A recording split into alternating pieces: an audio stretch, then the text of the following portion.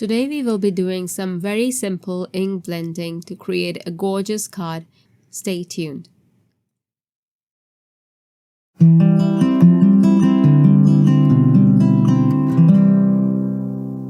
Hello and welcome to Creative Coloring with Erum. Today it's all about creating an easy card that looks beautiful, and it also looks like you spent quite a deal of time working on it, so that when you send it to someone, they also feel great about it. And also you don't have to work too hard on one card. In this way, you will be able to send out several cards to your friends. For my project, I will be using the newly released Inky Lily stamp set. I will be using the two outline flowers that you see there, and of course the leaves.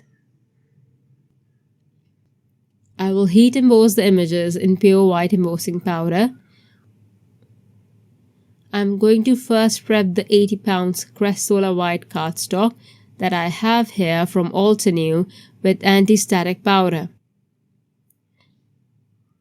Then I have put my stamping mat beneath the cardstock so that I have a bit of cushioning to get full coverage while stamping.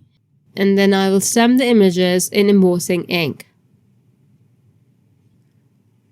After I'm done stamping all the images, I will pour over pure white embossing powder and heat set it. I will suggest that you stamp and heat emboss several flowers at this point so that when you need a card, you already have this part of your project ready. I have cut one of the flowers to show you the ink blending. This is super easy. I am sure everyone knows how to ink blend. And for this one, I will start by adding the ink to the center in a circular motion and blending it outwards towards the tip of the petals. I will keep the concentration dark in the center and the tips relatively lighter.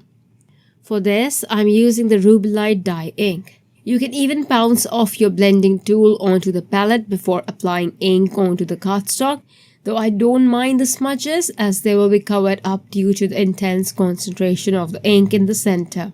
To add more depth, the second color of ink that I will be using is Midnight Violet, and I will apply this with the number 10 detailed blending brush. The reason I'm using the detailed blending brush is that I want to do controlled inking and I want the Midnight Violet to just be on the center portion of the flower. Now this is up to you how much dark of a center you like.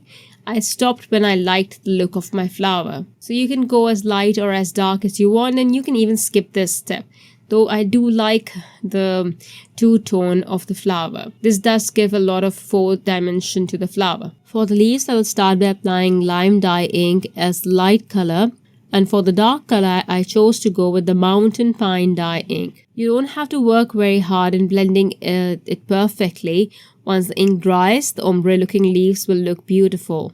I'll quickly fussy cut this one leaf and show you how it looks, and just see the ombre inking on there. It looks absolutely smooth, and here is my flower. The ink has now settled and dried.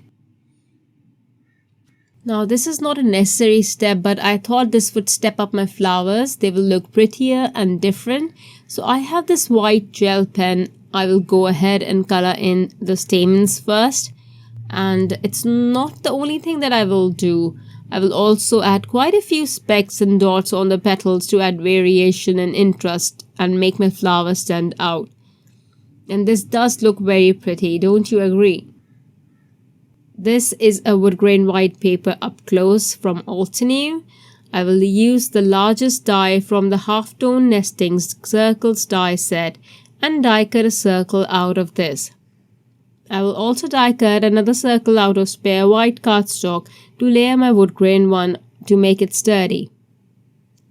I will apply Volcano dye ink with the blending tool onto this circle. The wood grain pattern gives a really cool texture after blending. I have shared this previously with the wood grain powder cardstock as well. Again, you can skip this step if you want to. You can even change the shape of this element. I'm only adding this to step up my card layout and also to add another color to the mix that will make the card look pleasing to the eye. And this also suggests that a lot is going on the card when you add another layer to the design, even though it's just a die cut circle.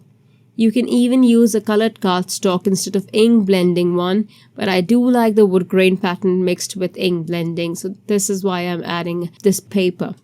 Once done, I will layer the inked die cut over the extra die cut to make it sturdy with liquid adhesive. Next, I will add black paint splatters. You can skip this part if you like clean looking cards. The card does look pretty without the splatters. I just can't help it and have to add splatters.